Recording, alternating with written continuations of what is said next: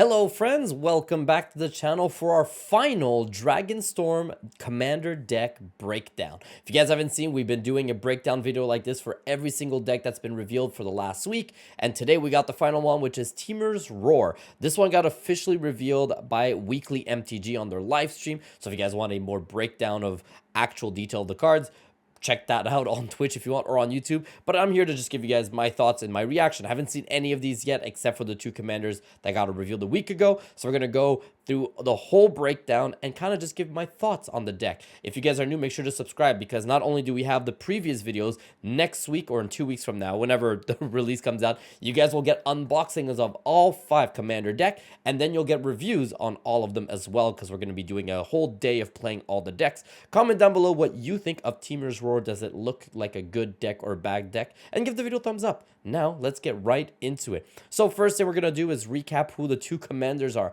First one is Eshki, Temur's Roar. This deck is going to be green, blue, and red. And the second one is Urani of the Unwritten. So let's look at the Human Warrior first. Whenever you cast a creature spell, you get a +1/+1 counter on this creature.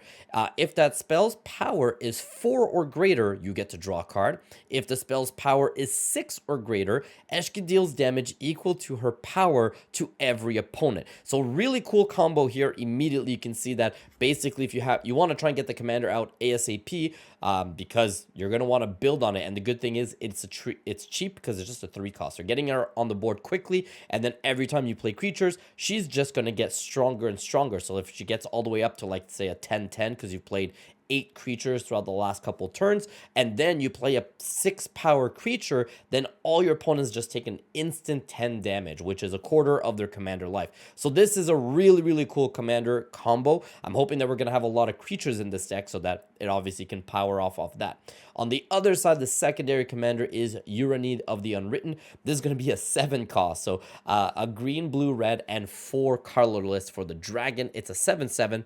Flying Trample. Whenever Urani enters or attacks, look at the top 8 cards of your library. You may put a dragon creature card from among them onto the battlefield. Put the rest on the bottom of your library in a random order. So this is a really good combo if this deck has dragons in it. So if you guys have not seen the last couple commander decks, what was the name of the one yesterday? Absent Armor had about 4 or 5 dragons in it. All the other decks had about 3 or 4. So hopefully this deck, because there's an actual commander that's focused on dragons, let's hope this deck actually has more dragons than the last ones. I will say right away, I love the art cell for these two commanders. I really do like the art. Again, so hopefully the rest of the cards are like that. So let's go through first the breakdown. Mana cost, not too many cheap cards, couple 2s, lots of 3, 4s, and 5 and 6s. Wow, 10 6 cost cards, and then 7 has only 4, 1 9 cost. So not too cheap, not too expensive, kind of like playing in that middle. Actually, I would say 5 and 6 are high cost cards. When it comes to the actual mana, 9 blue, 30 red, and 10 green. So it's a red focus deck and just 7 multicolor. When it comes to the card types, 37 land, that makes sense. 35 creatures. Okay, so this is another one that has a lot of creatures, similar to the Absent Armor. And then let's see, 9 sorcery, 7 enchantments, 6 instants, and 6 artifacts. Okay, so again, this is the kind of deck I normally like, where it's a lot more creature focused. So let's actually look at the stuff here. So first thing, the lands, I'm going to guess, as always, yeah, just a bunch of everything when it comes to the lands. 5 forests, 6 mountains, only 3 islands. So not bad there. Let's go through the creatures, shall we? So first thing we have is Urani and Eshki, which we just went through. Deceptive Frostkite, a dragon. So that's already dragon number 2 for this deck. 2 blues. You may have this creature enter as a copy of a creature you control, power 4 or greater, except it's a dragon in addition to its other types, and it has flying. It's just a 1/1. Not too bad. It's a very weak dragon. Then we got Hammerhead Tyrant. Very cool. Another dragon right there. So we're already at 2. Whenever you cast a spell, return up to 1 target non-land permanent an opponent controls with mana value less than or equal to that spell's mana value to its owner's hand. Nice. And it's a 6, so there you go. This one would be able to trigger the other commander's special ability. Parapip Thrasher, another dragon. That's 3 already. Whenever one or more dragons you control deal combat damage to an opponent, choose one that hasn't been chosen this turn. So you either get to destroy target artifact an opponent controls, this creature deals 4 damage to all opponents, and exile the top card of your library. You may play it this turn. That's amazing. And it's only 4 power, which does mean you'll get to draw a card. Thundermane Dragon, there you go, another one. You may look at the top card of your library anytime. Fantastic. You may cast creature spells with power 4 or greater from the top of your library. If you cast a creature spell this way, it gains haste until the end of turn. That's awesome. Broodcaller Scourge, another... Is this just all dragon? Let me just see. Dragon, human. Okay, there's a couple more, but this is definitely the most dragon-heavy deck, so that's awesome. I'm really excited about that. So let's keep going here. Thundermane, we just looked at. Broodcaller Scourge. Flying, whenever one or more dragons you control deal combat damage to a player, you may put a permanent card with mana value less than or equal to that damage from your hand onto the battlefield. That's awesome. So if you do like a 4 damage, you could play a 4 cost for free, basically. Kiga the Tide Star. When this card dies, gains control of target creature. Ooh, that's a really good combo there. Very expensive again. I can see why it's going to be an expensive deck considering it's all dragons here. That was Keiga Atsushi. Flying and trample. When this card dies, choose one. You can either exile the top 2 cards of your library. Until the end of your next turn, you may play those cards or get 3 treasure tokens. Dragon Master Outcast, our first human. At the beginning of your upkeep, if you control 6 or more lands, create a 5/5 red dragon. Okay, so there's a human and it's a dragon at the same time. Gadrak the Crown Scourge. Flying, Gadrak can't attack unless you control 4 or more artifacts. Beginning of your end step, create a treasure token for each non-token creature that died this turn. Fantastic. Glorybringer, another dragon right there. Flying in haste. You may exert this creature as it attacks. When you do, it deals 4 damage to a non-dragon creature as opponent. So what does exert do? An exerted creature won't untap during your next untap. Okay, cool. Hellkite Courser. Flying, when this creature enters, you may put a commander you own from the command deck, from the command zone, onto the battlefield. It gains haste, return it to the command zone at the beginning of the next end step. Oh, that's cool. So just get the your commander out, attack with it, and back in. Interesting. Lathless Dragon Queen. Man, I've got to say the art on this one, this combo so far, these dragons are really cool. I'm no surprise as to why they're all red cards as well. Where was I? Whenever another non-token dragon you control enters, create a 5/5 dragon creature token with flying. Oh, this card's going to be insane. It's just going to keep adding more dragons over time. Leyline Tyrant. You don't lose unspent red mana as steps and phases end. When this creature dies, you may pay any amount of red. When you do, it deals that much damage to any target. There's another one, Nesting Dragon. Landfall, whenever a land you control enters, create a 0/2 red dragon egg creature token with Defender. And when this token dies, it creates a dragon that's a 2/2 with flying, and you can tap it, spend red to do something as well. Nogi, Kobold Shaman, that's cool.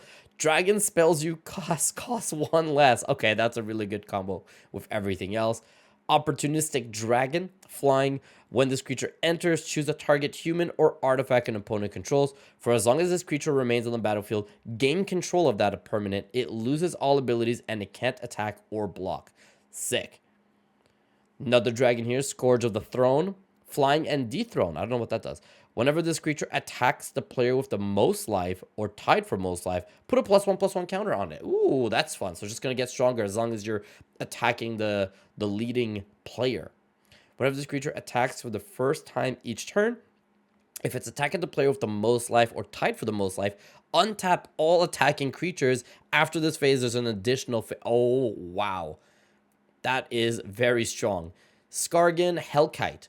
Riot, this creature enters with your choice of a +1/+1 counter or a haste. Oh, that's cool. 3/1, 3 in a red creature deals 2 damage divided as you choose among 1 or 2 targets. Activate only if this creature has a +1/+1 counter on it. Stormbreath Dragon, another mythic. That's so many dragons, and again, very, very cool. Stormbreath, let's see. Flying, haste, protection from white. and has Monstrosity 3, which we did see Monstrosity yesterday, so go back and check that out as well. When this creature becomes monstrous, it deals damage to each opponent equal to the number of cards in that player's hand. Torian Mauler, a shapeshifter, just changeling, so it's basically everything, so it counts as also as a dragon. Whenever an opponent casts a spell, you may put a +1/+1 counter on this card. Oh my god. Territorial Hellkite, another dragon. At the beginning of your combat on your turn, choose an opponent at random that this creature didn't attack during your last combat. This creature attacks that player this combat if able. If you can't choose an opponent this way, tap this creature. Nice. Thunderbreak Regent? I don't know how to say that word. Whenever a dragon you control becomes the target of a spell or ability an opponent controls, this creature deals 3 damage to that player. Man, that's awesome. Flying, whenever this creature enters or attacks, goad the target creature. Nice. Whenever a goaded creature attacks, it deals 1 damage to its controller. Then we got Varix, the Blade Wing, another one. This is crazy, man, the amount of dragons in this deck. I figured it would be a lot, but not like 80% creatures dragons, but that's cool. Kicker 3.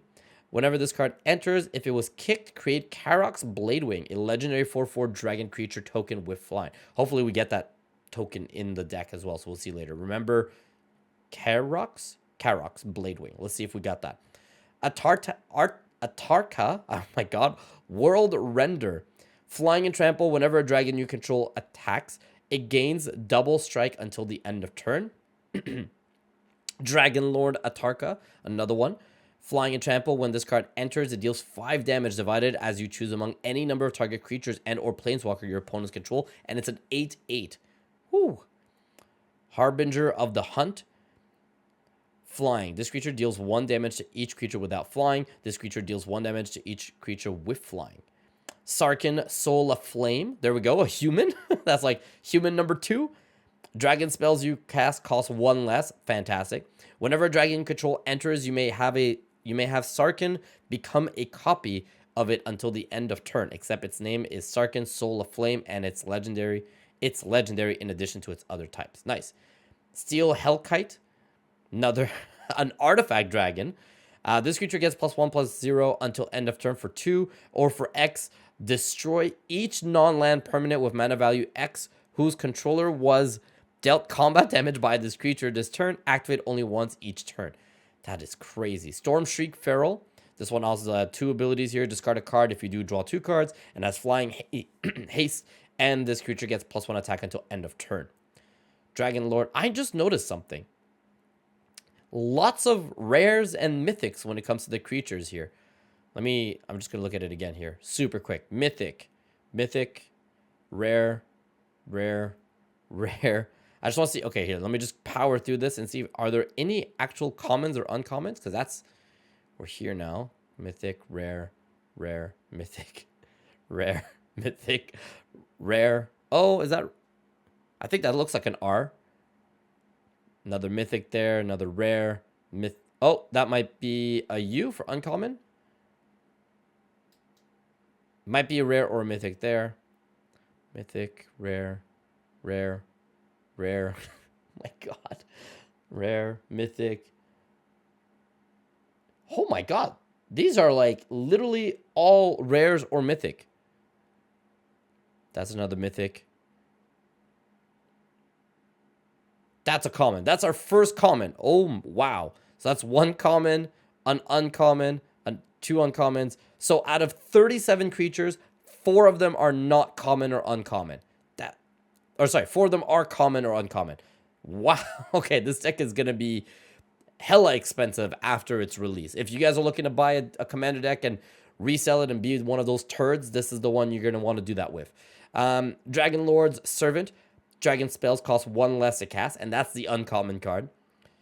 And then we have Rapacious. I don't know how to say. I'm French, guys. Give me a second. Flying, when this creature enters, create 2 treasure tokens, and it's a 3/3. And the last one is Whirlwing Stormbrood. Put 3 +1/+1 counters on a target creature you control. And this one also is a 4/3 flash flying. You may cast sorcery spells and dragon spells as though they had flash. And that's the other uncommon. Wow. Okay. So first thoughts on the creature side, very, very strong deck. I think that overall, when you're looking at just the creatures, probably the strongest of the 5 commander decks. Let's kind of see if it balances out with the sorceries and the artifacts instant and all that. So when I look at the sorcery, let's see if it has any board wipes or anything like that.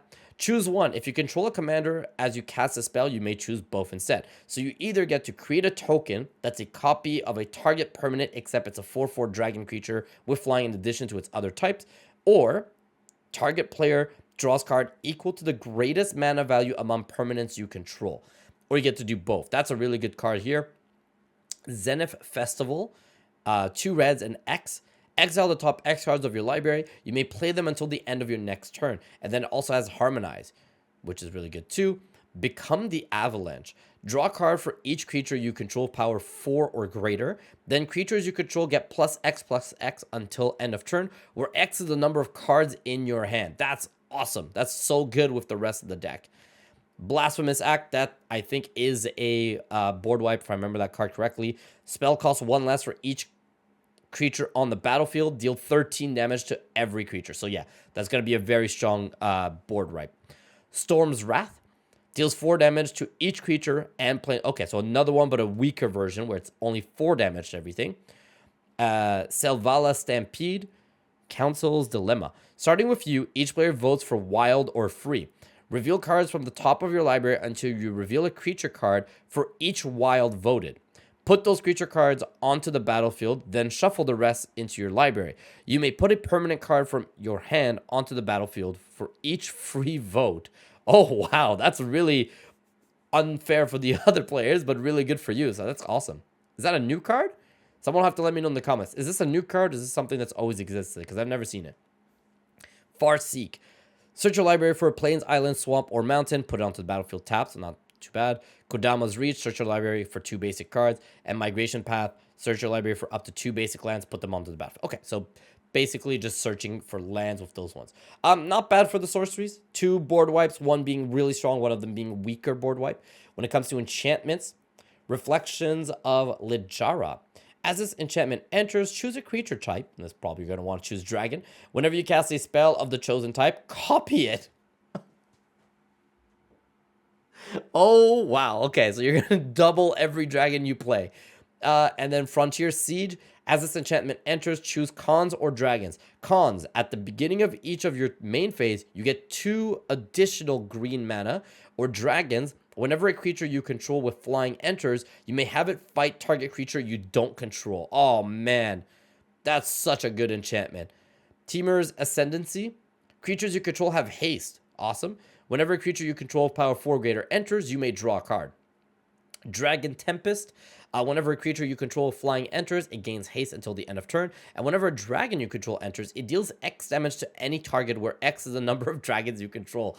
These are some really strong enchantments, guys. Breaching Dragonstorm. I love the art on that one. Whenever this enchantment enters, exile cards from the top of your library until you exile a non-land card. You may cast it without paying its mana cost if that spell's mana value is 8 or less. If you don't, put that card into your hand. When a dragon you control enters, return this enchantment to its owner's hand. Okay, not bad. Encroaching Dragonstorm.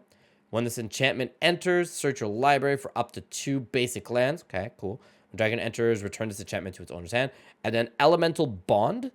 Whenever a creature you control power 3 or greater enters, draw a card. Not bad. The first couple enchantments are really strong.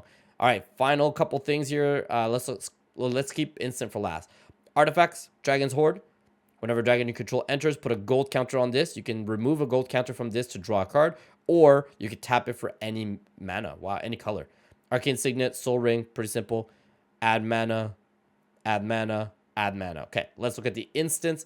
Chaos Warp. I love this card. I don't remember from which other commander deck, but I have it in one of my commander decks. I really like this. The owner of a target permanent shuffles it into their library and then reveal the top card of the library, and if it's a permanent card, they put it onto the battlefield. So this is, you can do it in 2 ways. Basically, if your opponent has a really, really strong card out on the board, you can warp it out and replace it with something random from the top of their deck. Or, I don't remember which one it was, but one of these lets us see Let's see. This guy, Thundermane Dragon. You may look at the top card of your library at any time. So this card with Chaos Warp is really good. If you have a very weak card on the board and you know what the top card of your deck is, let's say it's the Broodcaller Scourge, that's a 7 cost, you can Chaos Warp, replace a weak card by guaranteeing what you get with the Thundermane Dragon because you know what it is, and then go get that and put it on the board. So Chaos Warp is really good as an offensive and a defensive move. So I really, really like that instant card. Spit Flame deals 4 damage to a target creature. Whenever a dragon you control enters, you may pay a red. If you do, return this card from your graveyard to your hand. Oh, sick. So you can do it multiple times. Draconic Lore. This spell costs 2 less to cast if you control a dragon. Draw 3 cards. That's really good. I love like card draw abilities. They're really simple but very strong, especially in a deck like this where you're trying to get as much in your hand as possible. Rapid Hybridization. I hope I said that right. Destroy target creature. It can't be regenerated. That creature's controller creates a 3/3 green frog lizard creature token. And that's just 1 blue. You love to see it. Reality Shift. Exile target creature. Its controller manifests the top card of the library. And then Beast Within is our last card. Destroy a target permanent. Its controller gets a 3/3 green beast creature token. And that is Temur Roar. So overall, seems like a really, really strong strong deck. I feel like I can see this one and Abs and Armor as like definitely the 2 strongest and most exciting decks of Dragonstorm. Probably a lot of people are going to be leaning more on this one. I'm still leaning more on Abzan just because I do like the defender aspect, and I was a lot more excited about the combos. But this one also seems like a really good one. So if I had to rank the 5, I definitely think Temur's Roar, Abzan Armor 1 and 2, depending on your playstyle, they're probably up there. Then you've got Sultan Arisen as probably number 3. I would definitely then put, let's come back up here. Here, let me go, I think all the way at the top, they have all 5 pictures. We can look at them together. Here they are. Here are the 5. So we got Temur Roar, Abzan Armor, definitely number 1 and 2. Sultai Arisen is definitely number 3, I think. Probably more for me. Jeskai Striker 4, and I think Mardu Surge is dead last when it comes to excitement, right? So to recap, Abzan Armor is a defender deck. You're going to play a lot of high defense cards, but your commander is going to make them that they can use their toughness to attack, which is really good. Jeskai Striker is a spell slinging deck. You're going to want to play multiple spells multiple times, and you can duplicate them. Sultai Arisen is a graveyard deck, so you're going to want to mill cards into your graveyard and bring them back like zombie style. Temur Roar, we just went through it. And then you got Mardu Surge, which honestly, not super exciting. It's a token deck that's kind of all over the place. If you guys want my full thoughts on each one, go back and watch all my videos. But that's where I'm at. Abzan, Temur at the top, Sultai number 3, Jeskai number 4, Mardu dead last. Let me know in the comments what you think, and we'll see you guys for another random couple of videos for the next couple of weeks, and then unboxing of all 5, and then the review. So we have lots of exciting stuff. Make sure you're subscribed, comment. See you guys soon. Take care, everybody. Bye-bye.